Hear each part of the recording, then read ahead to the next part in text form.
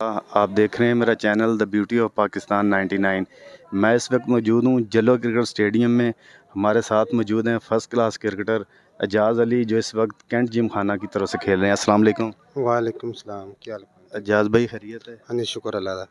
अच्छा एजाज़ भाई, world cup T20 शुरू है।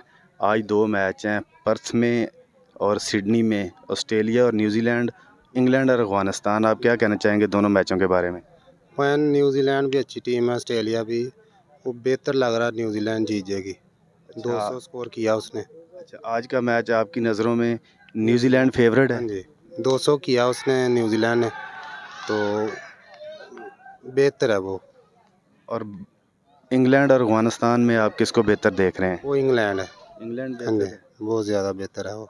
चलें जी, शुक्रिया आपका एजाज़ भाई। ओके, अल्लाह हाफिज़।